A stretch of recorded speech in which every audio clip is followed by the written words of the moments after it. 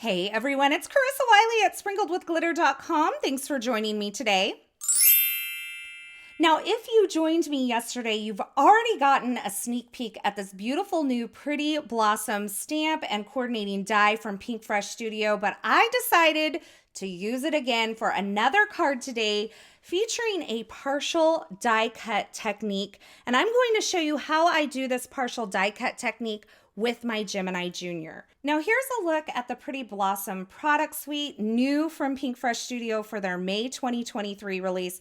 It includes a rubber cling background stamp, a coordinating hot foil plate, a coordinating die, and some layering stencils as well. And I'm going to start by stamping this beautiful image onto some white cardstock. Now to use these cling rubber stamps in a MISTI stamping tool, you're going to want to take out that black foam piece that comes in your MISTI because these are a little bit deeper than your traditional clear stamps that we use quite often. And I'm just going to mount that onto the lid of my MISTI, ink it up with some black ink, and stamp it onto some smooth white cardstock. Now, I'm not going to be using the coordinating stencils today because I think this pattern is really beautiful just in black and white. And you could even add some shading with some alcohol markers if you wanted. But I'm telling you, I just love this on its own. Now, to richen up or darken up those black lines, I went ahead and re-inked my stamp and stamped into the same place on my white cardstock.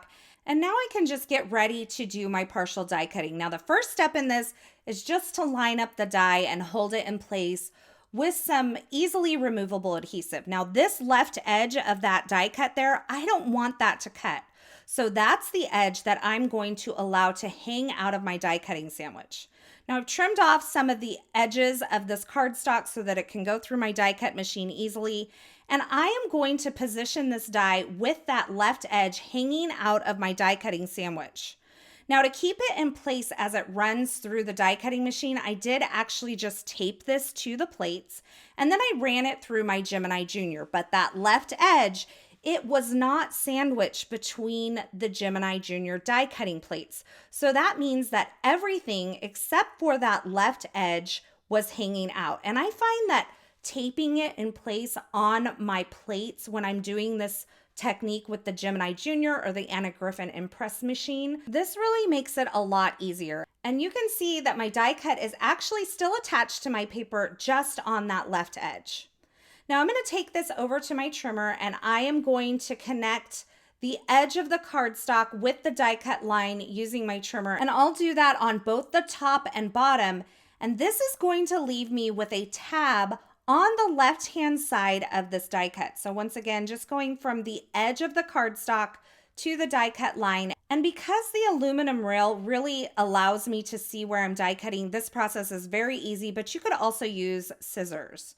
So now when I remove that extra piece, I have this really cool die cut card front that I'll be using and kind of layering with some vellum. Now there were a couple of little pieces that needed to be trimmed out. So I just used my craft knife there to kind of connect the dots, and then those pieces just fell right out. And now I have a perfect partially die cut image to create a card front. Now I had a little tab there that I kind of wanted to just snip off with my scissors. So I'm just kind of sneaking the blade of my scissors in there to trim that and make it nice and smooth. Now it is time to add a crease to this because I am basically making a shaped card front with this. I'm actually going to sandwich some vellum between this and a plain die cut piece. So I'm taking this over to my We Are Memory Keeper scoreboard and I'm adding a score line at the 4¼ inch mark. So I have about a ½ inch tab there on the end of this die cut that's going to allow me to adhere some cardstock to either side of this tab and create a back for this card. I'm just reinforcing that fold with my bone folder here. And now I can go ahead and add some vellum. Now, this vellum step is optional. I think it creates a really cool ethereal look, but it would also be cool to use this just as it is as your card front. So you can skip this vellum part if you want. Now on the back side of this stamped and partially die cut piece, I'm adding some liquid glue and then I am going to add my piece of vellum here. This is the Essentials by Ellen vellum. It is my favorite vellum and I have it cut to 4¼ by 5½ inches. And then I'm going to add some liquid glue on the back side of this vellum. And I have a second plain white die cut piece. I'm going to trim just a tiny little sliver off the left edge of this. And then I am going to flip this over and line it up with the die cut that is already on the vellum. So this is just hiding the liquid glue that I added to hold that partially die cut piece onto the vellum and just giving it a clean finished look. Now I trimmed off that little edge there just so that it wouldn't kind of impede the folding or the hinging mechanism of this die cut piece. And you can see I have that vellum sandwiched between those two die cut pieces. And now I have two pieces of colored cardstock. This is salmon cardstock from the stamp market. And I'm going to start by opening up this flap and adding some liquid glue to it and adding my first piece of that colored cardstock right along the fold line of that tab. So it's just kind of lined up with the edge of that tab. You can see when I close the card, everything is lined up and flush. And now I can open this up, add some liquid glue to the inside of this. And this is just to cover this white tab that's on the inside of the card. So if that doesn't bother you, you can skip this portion. But I'm going to add some liquid glue all over that tab and that cardstock piece that's on the back of my card. And then I'm going to line up my second piece of colored cardstock. So that tab is sandwiched between those two pieces of salmon colored cardstock. And that creates my folding vellum front card. Now, if you want to skip the vellum layer, like I mentioned before, you're just going to skip adding that vellum between the two die cut pieces. You still may want to have two die cut pieces kind of layered up to give the card front a little bit of sturdiness, but then you're just going to sandwich the tab on that partially die cut piece between two other pieces of cardstock, and that finishes off your card. Now I'm going to add a sentiment from one of the new stamp releases from the May 2023 release from Pinkfresh Studio. I'm stamping this in black ink onto that same salmon colored cardstock and using the coordinating die to die cut that out. I'm going to stack a few of these layers up.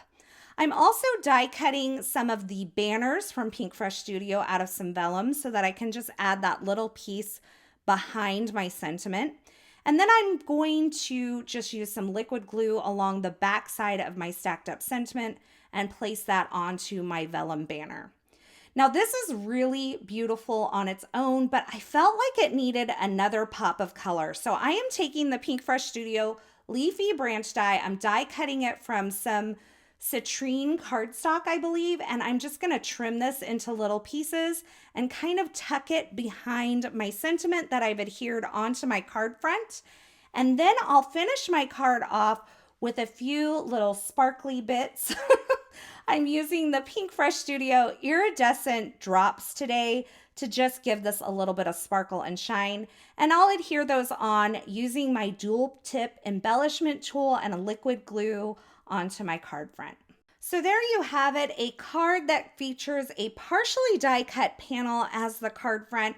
And if you missed my video yesterday, I used the same Pretty Blossoms product suite to create a see-through acetate card. So if you want to check that out, I'll throw a card at the end of this video so you can click on over to watch that. Now, as always, I will have links to the featured products used in this project in the description at YouTube. So if you're looking for something in particular, be sure you check there.